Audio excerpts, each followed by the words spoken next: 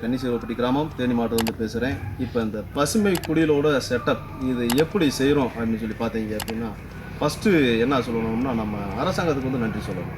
இதில் வந்து 20 லட்ச ரூபா வருது இந்த பாலி ஹவுஸ் போகிறதுக்கு. இதில் 8 லட்ச ரூபா மானியமாக அவங்களே கொடுத்துட்றாங்க. மிச்சம் இருக்க 12 லட்ச ரூபாய்க்கு நம்ம லோன் வாங்கிக்கிறோம். இது மூலியமாக தான் நான் பயன்படுத்தி இதை போட்டிருக்கேன். இதில் பார்த்தீங்க அப்படின்னா நிறையா விதமான ஒரு இதெல்லாம் இருக்குது. அது ஒவ்வொன்றா சொல்கிறேன். ஃபஸ்ட்டு இதில் வந்து நம்ம ட்ரிப்பில் தண்ணி பாய்ச்சிக்கிறலாம். அதுக்கு தான் அந்த இன்லைன் லேயர் இருக்குது பார்த்தீங்கன்னா, இதில் வந்து பாய்ச்சிக்கலாம். அப்புறம் மிஸ்ட்டு இதில் வந்து நமக்கு தேவையான கூலிங்கு வாரதுக்காகவே அந்த இருக்குது பார்த்தீங்கன்னா 4 பக்கம் பூ மாதிரி அதில் போட்டோம்னா நம்ம மழை பெஞ்ச மாதிரியே வந்து தண்ணி வரும். அதன் மூலியமாக நம்ம பயன்படுத்திக்கலாம். நம்ம இப்போ மேலே போட்டிருக்க இந்த பாலி ஹவுஸில் செட்டிங்ஸில் ரொம்ப அதிகமான வெயில் தாக்கம் இருக்குது அப்படின்னா இந்த ஷேடிங் நெட் இருக்குது பார்த்தீங்கன்னா, இந்த கயிறை பிடிச்சி இழுத்தோம் அப்படின்றோம்னா அப்படி சுருண்டுக்கும். அதிகமான வெயில் தாக்கத்துக்கு நம்ம ஒவ்வொரு கயிறை இழுக்க விரிஞ்சிடும். ஒவ்வொரு இதை வந்து இழுக்க மூடிக்கிறோம்.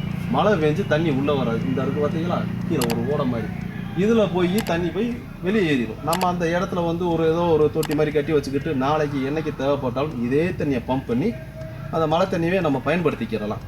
இது போக என்னன்னு சொல்லி பார்த்தீங்க அப்படின்னா, இதில் நம்ம அந்த சீதோஷண நிலையை கட்டுப்படுத்துறது தான் முக்கியமான ஒரு விஷயமே இந்த செட்டப்பில். இதைத்தான் வந்து முக்கியமாக சொல்லியிருக்காங்க. அதுக்காக தான் இந்த ஒவ்வொரு பைப் லைனும் ஒவ்வொரு இதுவும் கொடுத்துருக்குது. மேலேயே பாருங்கள் நமக்கு தேவையானது தண்ணி எப்படி வரணும். அதே மாதிரி நம்ம இந்த வெள்ளரிக்கு வந்து ஏன் இந்த நெட்டு கட்டிருக்கோம் அப்படின்னோம்னா, இது கீழே படரக்கூடாது.